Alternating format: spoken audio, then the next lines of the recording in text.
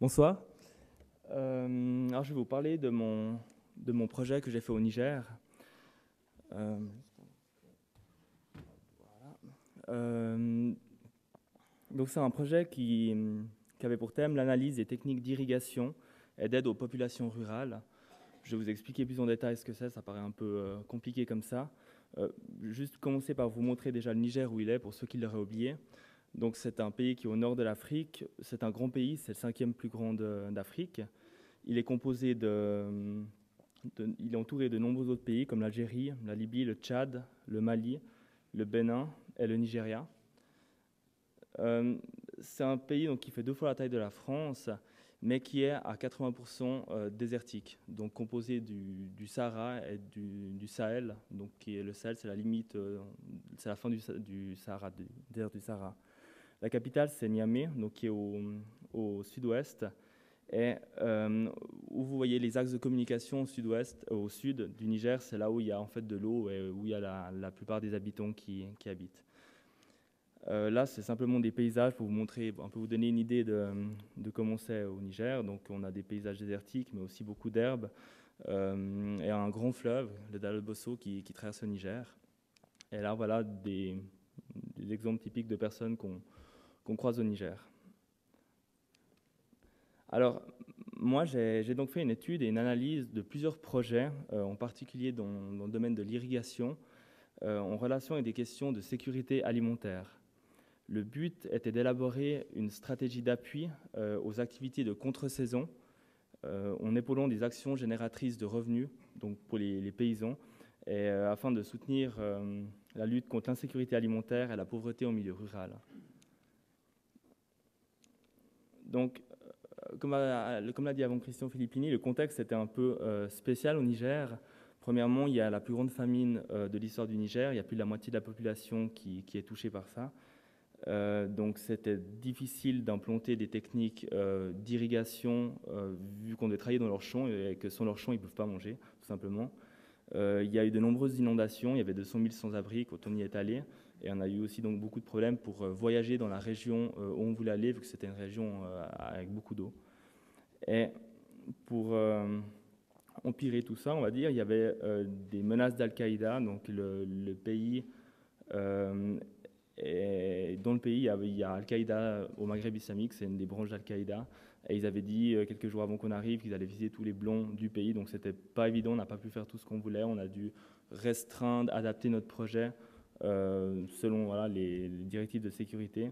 Et en plus, ben, le gouvernement, les militaires ont pris le pouvoir. Il y a eu un coup d'État au début de l'année et ont pris le pouvoir. Donc voilà, c'était d'autant plus intéressant parce que là, on travaillait vraiment dans les pires conditions et on a vraiment pu voir tester nos modèles dans ces conditions, alors que normalement tout va bien et quand ça va mal, bon, on voit que ça ne va pas. C'est ce qu'on a fait, donc voilà. Là-bas, j'ai travaillé avec l'ONPHDB, qui est une organisation nigérienne pour la promotion de l'hydraulique et de développement à la base. Le nom est compliqué, mais ce qu'ils font est assez simple. Ils travaillent dans 3 secteurs différents.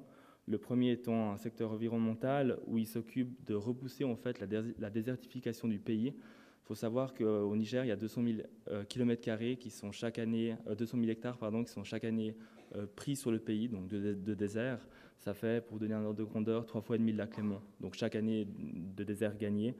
Donc pour ceci, ils construisent beaucoup de puits, puis ils essaient d'encourager l'irrigation pour repousser cette désertification. Ils travaillent dans un volet de sécurité alimentaire qui consiste aussi en l'irrigation, mais surtout en l'établissement de banques céréalières qui permettent aux paysans de stocker leur nourriture en sécurité et aussi d'obtenir des microcrédits en stockant leur production. Et le dernier volet, c'est le développement humain. Ils donnent beaucoup de cours pour former principalement les femmes pour qu'elles s'occupent des banques céréalières, donc des cours de comptabilité et d'économie. D'autres partenaires, on a travaillé avec des organisations paysannes et des banques céréalières locales. Et en Suisse, j'ai travaillé avec une étudiante de sciences politiques, donc à Lausanne, qui s'appelle Lucille Franz, et un étudiant de l'IHEID qui s'appelle Laurent Savary.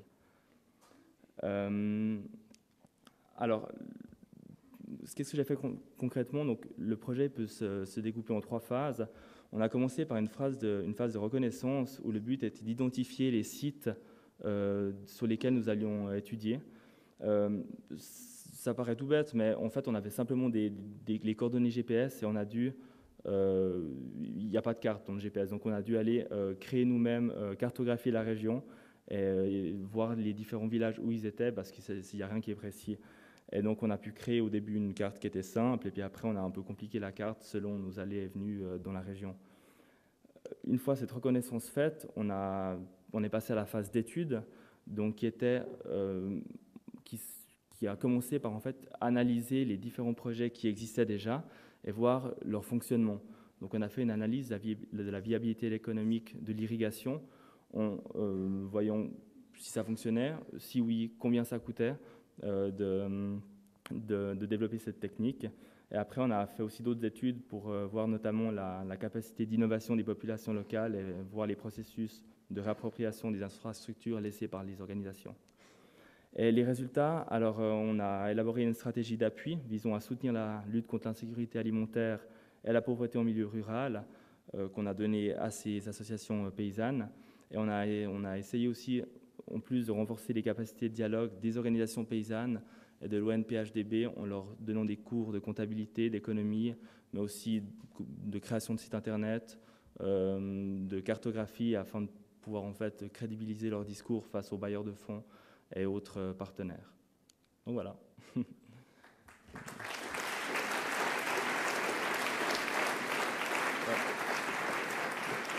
Je laisse maintenant la parole à Florian Haus, donc, qui est aussi le gagnant du prix Pralon, et qui va vous parler de son projet en Côte d'Ivoire. On n'a pas eu beaucoup de temps à disposition, ce qui est normal, mais moi, en tout cas pour ma part, je suis disponible à la fin pour ceux qui sont intéressés à faire aussi un projet avec le prix Pralon ou qui aimeraient simplement me poser des questions là-dessus.